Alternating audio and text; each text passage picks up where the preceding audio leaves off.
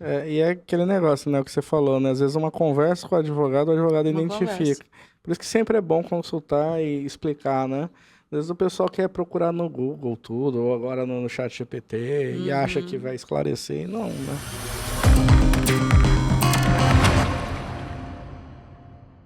Vamos começar mais um bate-papo jurídico. Hoje eu estou aqui com a minha colega, a doutora Soraya Machado, e o assunto do dia é uso capião, adjudicação compulsória, enfim, tudo que tem a ver com a regularização de imóveis. Doutora, para quem não te conhece, se apresenta, por favor. Oi, Rafa. Bom dia. Primeiramente, obrigada pelo convite. Meu nome é Soraya Machado, como você falou, eu sou advogada já há uns 20 anos, 10 anos, últimos 10 anos dedicados a esse assunto, né? Essa área do direito, que é a regularização de imóveis. Então, como Certo. você falou, uso capião, adjudicação, ações possessórias. Ah, Meu escritório é em São José dos Campos, mas a gente atende toda a região aqui do Vale do Paraíba, né? Legal. Vamos falar então sobre essa diferença de posse e propriedade, que são duas coisas que existem no direito, Uhum. né? E quem é leigo geralmente não sabe muito bem como é que funciona uma, como é que funciona a outra. Explica pra gente, doutora. Então, vou te dar uma explicação bem assim básica para o pessoal, para todos entenderem, não só quem é da nossa área, né? A propriedade, ela geralmente, ela está bem caracterizada pela documentação, Certo. certo? Então, os títulos de propriedade, a pessoa ter o imóvel em seu nome e registrado no cartório de registro de imóveis. Então, isso caracteriza que a pessoa ela é dono e ela possui a propriedade. Sim, Já a posse, ela significa que você detém ali diretamente o bem. certo. Então, essa posse pode derivar de várias situações. A, a pessoa ela comprou ou ela recebeu em doação ou ela ocupou um imóvel. Se ela está ali naquele imóvel e ela usufrui ele como dono, dispõe desse imóvel ali como dono, ele tem a posse desse Certo. imóvel. Legal. E a gente veio falar de uso capião e adjudicação, né, que são meios de aquisição da propriedade, tá ali pau a pau com a compra e venda, enfim, são aquisições originárias, né? Uhum. Vamos lá, o que que é o uso capião, né? Ou, como o pessoal fala, o uso campeão, né? Que o pessoal Sim. mais simples costuma errar o nome, né? Geralmente O fala que uso que é o uso capião. capião, doutor? Explica pra Então, gente. o uso capião, na verdade, ele é a perda é a prescrição aquisitiva do imóvel, ou seja, aquele imóvel ele tinha um dono e uma outra pessoa passou a ter a posse. Então, Certo, uma pessoa tem a propriedade e um outro, por algum motivo, está na posse do imóvel. sim. Por invasão, enfim, Geralmente, não. Às vezes, contratos informais sim. de compra e venda. Aqueles contratinhos de gaveta. Sim. Uhum, Porque com esse contrato de compra e venda, outra pessoa vai estar com o registro desse imóvel lá no cartório, sim, mas ele passou essa posse para outra pessoa. Fez um certo. contratinho, às vezes até uma promessa de compra e venda, e aí, por conta disso, uma outra pessoa tem a posse. Depois de um tempo, existe um tempo onde essa poder de propriedade ele prescreve. Então, vai depender assim, do tipo de uso capião, que nós temos mais de 60 tipos de uso capião no nosso código, É né? uma salada É uma tudo. salada, tem vários. Temos os mais comuns, mas o uso capião o que é? É uma ação onde o juiz reconhece esse período de posse, né? E de qualquer forma autoriza que aquela pessoa, através da sentença, né, do mandado para registro desse imóvel, que ela passa a ser o dono desse imóvel, né, o Legal. proprietário. Então, assim, é pré-requisito que ele esteja lá ocupando e se faça de dono, pague impostos, pague Importante, é tudo, requisito. né? É o requisito mais importante é que a pessoa esteja na posse do imóvel, posse direta ou indireta, né, como a gente fala, tipo assim, Sim, se ele aluga esse imóvel, ele está na posse indireta desse imóvel, então não sim. está valendo. né? Ele está exercendo a Tá, função de dono ali. Tá usufruindo bem. Ele mantém só suas coisas guardadas lá naquele imóvel, ele vai lá, independente se ele paga ou não os impostos, que é importante, que é um detalhe que as pessoas confundem, né? Sim. Independente disso, se ele está ali na posse direta do imóvel por um certo período de tempo, ele pode solicitar que esse período seja reconhecido. Sim. Né? Acontece muito assim em áreas rurais, enfim, para baixo ali na praia, da pessoa cercar um determinado pedaço de terra e começar a fazer a casinha e etc. Isso gera uso capião, doutor? Depende, né? O nosso famoso O depende. famoso depende. Cara, o dia que eu vi que vieram um advogado aqui não responder depende para uma pergunta. Porque o direito ele não é absoluto, assim, né? Existem várias situações que fazem com que um caso seja diferente do outro. Porque não cabe uso capião sobre certos imóveis. Um desses imóveis são bens públicos. Sim. Os bens públicos não cabe.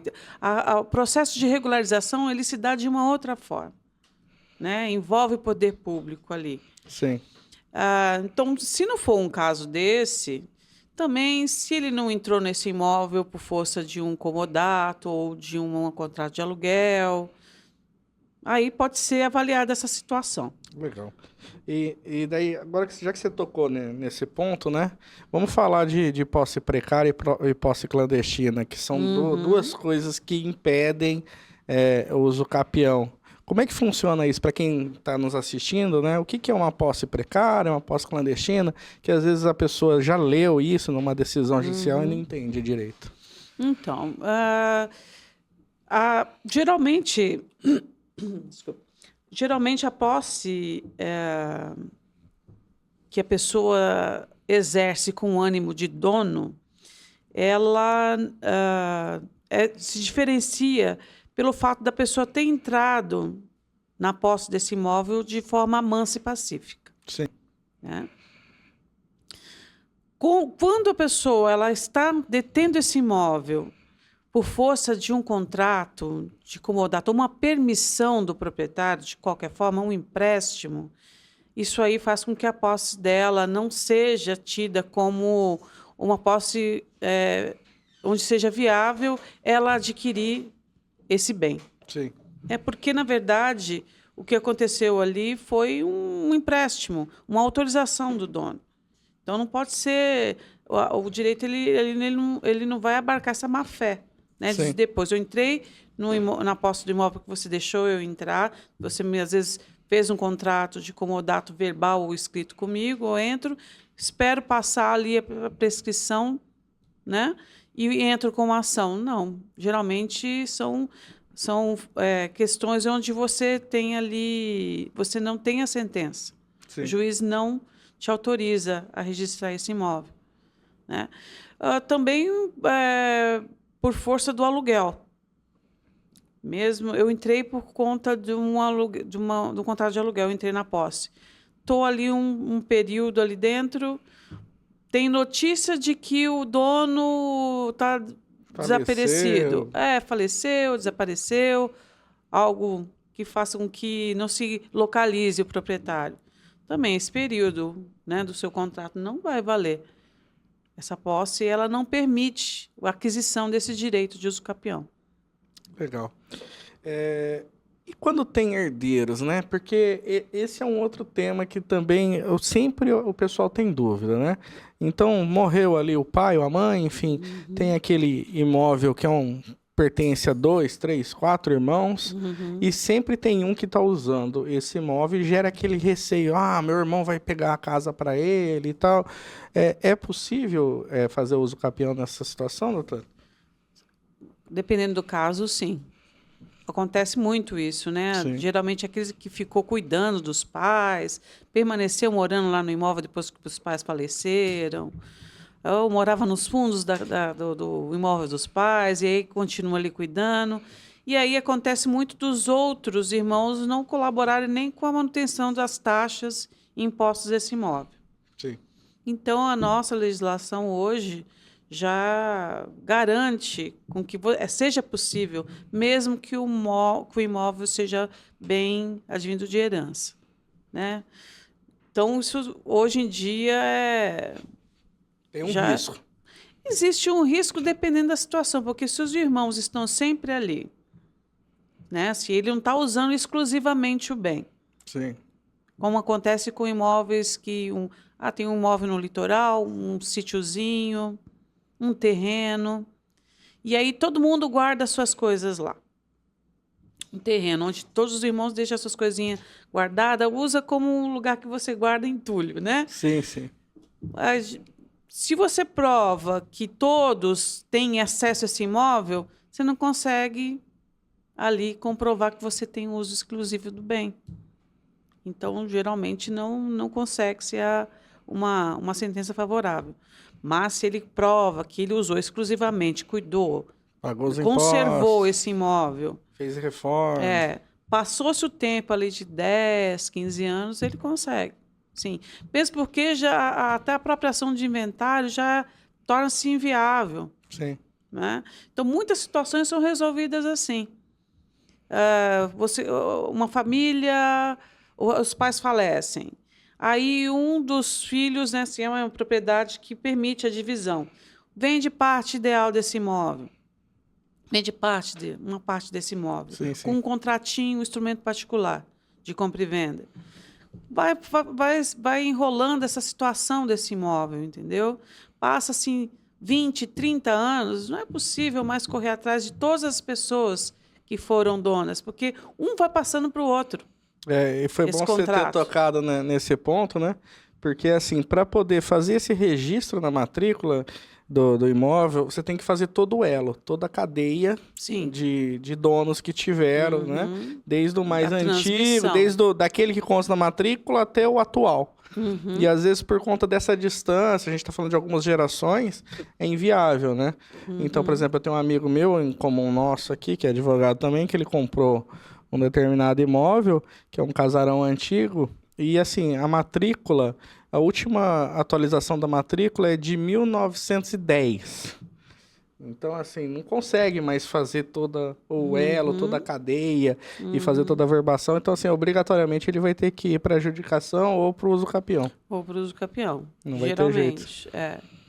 Acontece muito.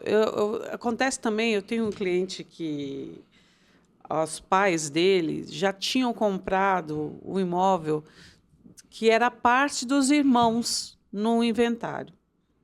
Né? E ele vendeu, esse irmão comprou dos irmãos e vendeu para várias pessoas. E ficou com um pedaço pequeno. Sim. Então, você vê, nem é mais possível com que todos esses entrem no inventário para esses novos donos. Porque você poderia, a pessoa interessada, ela às vezes pode querer correr atrás através do inventário. Mas são tantas pessoas e a situação ela já vem há tanto tempo que fica inviável. Então, e outra coisa, quando você divide um bem, né, não é mais a mesma matrícula. Sim. Você tem que fazer o desmembramento dessa matrícula. Sim, sim. Então, muitas vezes, geralmente, o que a gente faz é o uso capião. Que daí, basicamente, pula do dono da matrícula para o dono de fato. Isso para várias matrículas. Sim. Você desmembra esse imóvel praticamente, né? Não é uma situação de desmembramento, porque essa é feita diretamente no cartório, mas você faz com que novas matrículas vão surgindo e aquela região vá regularizando. Isso volta a ter no cartório, né, uma regularidade. Um registro. Isso é bom até para o poder público de saber quem que é o dono de fato, né? Sim. Uma questão de incidência de impostos, execução fiscal depois no futuro, né? É interessante ele saber quem que é o dono, né? Sim, é importante. É exatamente por isso que a gente vê que a lei vai se alterando. Porque o que o poder público, o interesse público procura é manter o registro das áreas, né, naquela região. Então, você vê que o legislador está sempre procurando resolver os problemas que vão surgindo na sociedade. Porque é um fato essa questão de, às vezes, os herdeiros não terem condições de fazer o inventário e essa situação ficar irregular. Sim. desse imóvel, a situação desse imóvel, né? Então você vê que o poder público vai atualizando a legislação para permitir. Por isso que a gente vê que agora já tem várias situações que não existiam antes que permite, por exemplo, o uso capião. Legal. Um caso bem interessante é o uso capião entre cônjuges, onde um deles desaparece. O famoso pai foi comprar cigarro Foi e não comprar voltou. cigarro e não voltou mais. Sim. Né? Então, esse é um caso. Você vê, o tempo da prescrição ali da propriedade do outro cônjuge desaparecido, ele é bem exíguo, ele é 2 anos apenas. Só 2 anos, né? 2 É anos. rapidinho para perder. Por quê? Porque essa mãe, né, ou esse pai que está ali, esse cônjuge que está ali na posse do bem, ele tem direito, ele não pode ser prejudicado pelo desaparecimento da Sim. outra pessoa, né? O poder público tem que pacificar essa relação, né? Sim. Então o imóvel ele acaba prendendo a pessoa se demorar muito tempo, né? Porque imagina, se ela precisasse ficar 10 anos para poder regularizar o imóvel, seria muito tempo, né? Então eu acho que foi uma questão até social, assim, 2 aninhos, vamos para frente, vida que segue, já vende, enfim, reconstrói a vida, né? Uhum. Com aquele dinheiro e etc. E conforme vai se tornando comum, né, esse pedido judicial, você vê que geralmente ele é normatizado e passa direto para o cartório, Sim. porque as situações elas vão sendo as mesmas há anos. Então verifica-se ali um procedimento mais rápido para o cidadão. Foi bom você ter falado regularizar nisso, isso. porque tem agora o uso capião extrajudicial, que o próprio Sim. cartório faz, né? O próprio cartório. Então é bem mais rápido, né?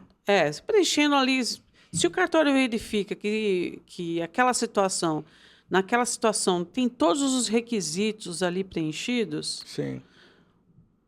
o cartório ele faz isso num tempo bem, bem curto, né? Porque judicialmente demora-se muito mais. Sim, Né? é complicado falar de tempo em processo, né? Mas assim, numa média, quanto tempo tem durado um processo de uso capião judicial e um extrajudicial? Depende muito do caso, depende muito se o imóvel é urbano, se é rural. Porque se o imóvel é rural, você tem muitos confrontantes para citar, Sim. para localizar. Então, demora-se um pouco mais. Um imóvel urbano, geralmente, são 3, Que é o do lado, da frente. 3 ou 2 Sim. confrontantes para ser localizado e citado. Então, em média, um imóvel... A gente pode colocar, em média, uns 3 anos. Sim. O tempo, assim, médio. Razoável, né? De duração. Mas, olha, com o passar do tempo, até as próprias ações e os procedimentos dos serventuários, eles vão também se acostumando com a vara vai se acostumando com aquele procedimento e ela passa a ter um processo mais ágil. Ela imprime um ritmo mais... Um ritmo mais ágil. Sim. E aí, então, assim, tem acontecido muito de sair em 2 anos. Legal.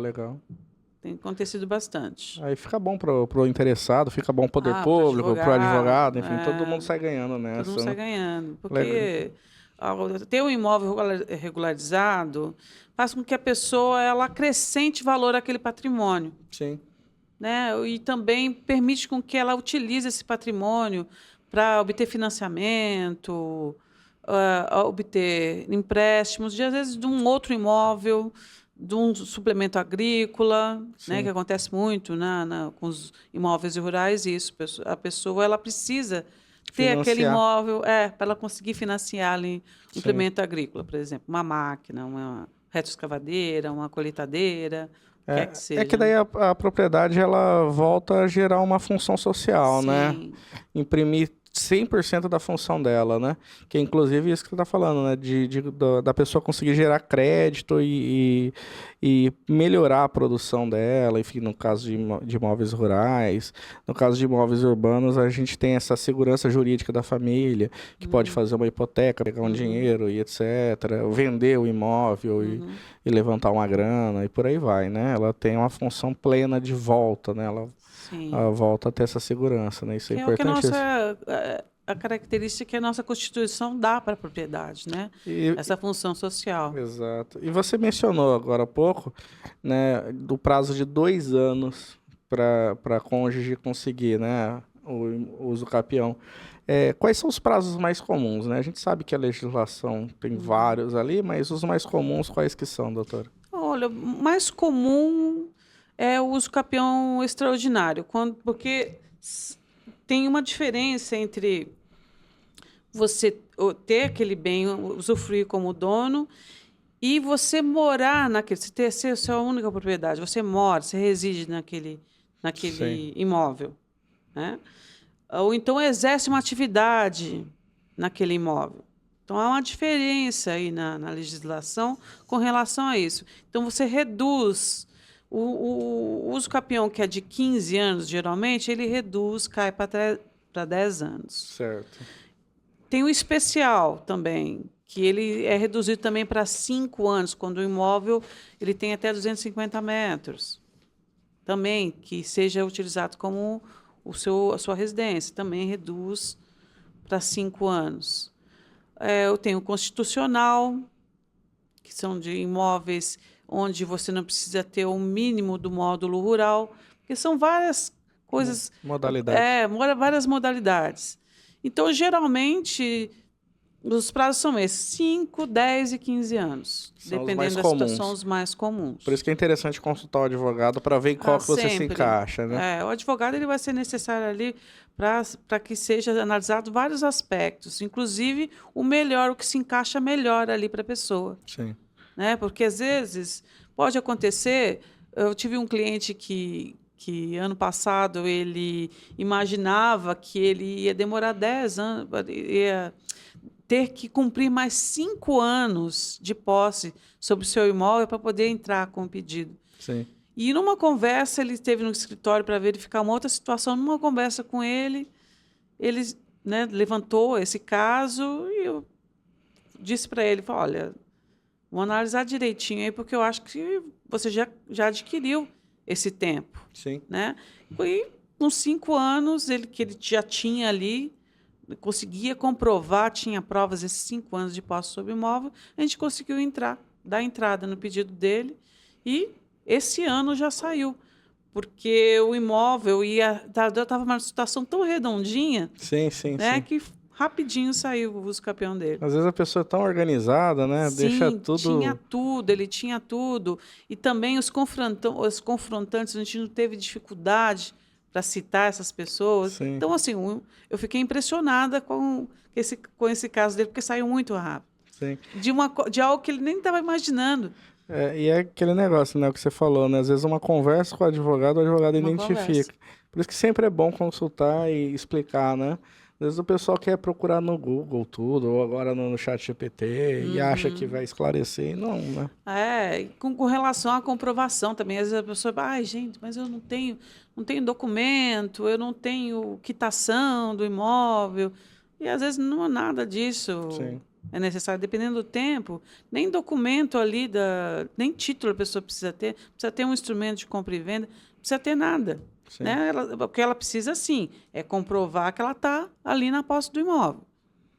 Né? Essa é a condição, assim, sine qua non, para ela conseguir, né, a sentença. E já que está falando de documento e quitação, vamos falar de adjudicação, né? Rapidinho. Sim. Porque aí você chegou no ponto, né? Outra modernização da lei. Outra modalidade. Adjudicação compulsória. Que bicho é esse, doutora? Então, a adjudicação, ela tem uma diferença básica com relação ao uso capião. Na adjudicação, você está querendo regularizar, suprir a ausência de uma assinatura. Sim. Né? Então, você tem um contrato de compra e venda, um compromisso uma promessa, de compra e venda. Você tem um título aquisitivo ali. Sim. Né? Seja ele particular ou público. Mas a outra pessoa, por algum motivo, ela não quer assinar a transmissão, regularizar aquela situação no cartório, ou ela não pode, ou ela já está desaparecida, faleceu ou desapareceu, você não consegue localizar.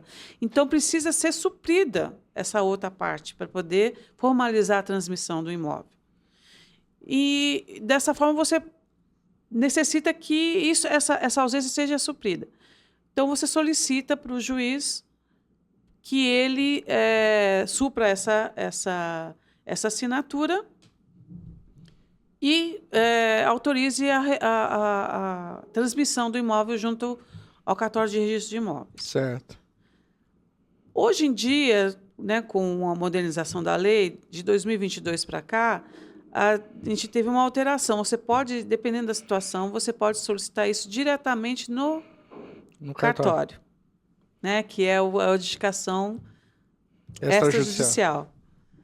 E isso facilitou bastante a situação das pessoas que tinham ali um contrato, um instrumento particular de compra e venda, às vezes há anos, e não sabia que isso perdeu contato com o vendedor e não imaginava que podia, de uma forma bem simples, né, fazer essa regularização ali do documento da propriedade, né?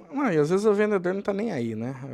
A gente tem... Não. Normalmente, o que acontece quando precisa disso daí é que o vendedor ele simplesmente não quer colaborar, né? Não quer fazer a contraparte dele de ir no cartório de imóveis para passar a escritura pública, né? Então, não tem jeito. É obrigatório entrar com um processo por conta disso, né? Por conta dessa resistência dele de fazer a contraparte, né? Porque, por exemplo, a gente teve muito comum. Teve um caso de um amigo nosso, né? Que é advogado também. Ele tem um imóvel que ele comprou, que é a casa dele, né? Ele comprou de uma pessoa tinha comprado da loteadora e ele comprou dessa pessoa. Sim. Certo? E daí foi obrigatório entrar porque literalmente a gente ligava pro cara, o cara estava em São Paulo e falou, não vou, não quero, entendeu? Resolve, se vira, entendeu? Não vou te ajudar. Basicamente foi isso. Acontece, ó, no finalzinho do ano passado, eu tive uns clientes que me procuraram porque dos dois lados já estava um espólio, né? Sim. O espólio do vendedor e o espólio do comprador. E eles queriam resolver essa situação e não imaginavam, falaram, mas como que a gente faz para regularizar? Porque a gente quer passar a documentação para o comprador. Mas assim, não imaginavam que com a adjudicação eles conseguiriam, porque o espólio ele tem personalidade jurídica, tem força jurídica. Eu falei, não, é possível sim. Basta que o inventariante daqui, ou todos vocês queiram. E aí a gente providencia a documentação, porque tem todo um procedimento. Sim. Né? E também existem requisitos que inviabilizam ou viabilizam ali a adjudicação. Um deles é que exista ali as firmas reconhecidas naquele instrumento. Certo. E também a quitação do imóvel. A quitação é importante. Sem a quitação, sem demonstrar que... Por exemplo, se você pagou... se você assinou o compromisso de compra e venda, dizendo que você vai pagar em 12 parcelas, você tem que ter o comprovante das 12 parcelas pagas. Sim. Sem isso, não tem como o cartório ele reconhecer que você quitou aquele imóvel. Então, esse é um ponto assim que geralmente, às vezes, inviabiliza que a pessoa consiga. Sim, né? Ela sim. não tem quitação do imóvel. Às vezes a pessoa não guardou, né? Acontecia bastante, né? Que era aqueles recibinhos manual. Sim, acontece muito. Carnezinho, perdeu o carnê, que a pessoa fazia o pagamento. Sim. Às vezes até para uma construtora, né? Legal. E vamos lá. A gente falou de uso capião e adjudicação, e no final das contas, qual que é a diferença de um e de outro? Quando que eu vou para o uso capião e quando que eu vou para a adjudicação? Olha, quando você tem um instrumento particular, você tem como provar que houve um negócio, né? Você tem compromisso, contrato de compra e venda, instrumento particular de compra e venda, promessa de compra e venda. Sim. E você obteve a assinatura do vendedor, reconheceu a firma dessa assinatura, você vai para a adjudicação. Né? Não importa o tempo. Você preencheu os requisitos, também tem como comprovar o pagamento, né? Você vai para a adjudicação. Agora, quando você teve só a posse do imóvel, independente de título, né? independente de boa-fé também, aí você vai cair no uso capião. E também tem outra questão que é bem relevante. Se aquele imóvel ele possui a matrícula, você adquiriu a totalidade daquele bem, ele possui uma matrícula, geralmente os casos eles são analisados e permitem ali uma adjudicação. Sim. Né? Quando não tem, você comprou parte daquele imóvel, existe toda uma área remanescente que está na posse de outras pessoas, geralmente você não vai conseguir, mesmo que você tenha um instrumento, você não vai conseguir individualizar esse bem através da adjudicação, somente. Muitos casos só vão permitir realmente o uso capião. Legal. Né? E eu comentei do colega advogado, né? O dele não deu adjudicação por conta que ele não tinha os comprovantes de pagamento. Uhum. Então, por quê? Porque como ele comprou de um terceiro, ele não tinha esses primeiros pagamentos do terceiro. Acontece bastante. É uma dica para o pessoal, quando comprar um imóvel que estava sendo pago em parcelas, também solicitar desse vendedor que ele te entregue, né, os comprovantes de pagamento. Sim. Desse imóvel, porque você vai precisar disso lá na frente. E daí, esse processo, ele acabou que não deu adjudicação e esse colega, ele precisou entrar com o uso capião agora para poder regularizar, porque Isso, não deu. aí já você cai. Nos casos que não cabem a adjudicação, Sim. você já cai no uso capião. Né? Então a gente perdeu tempo, basicamente.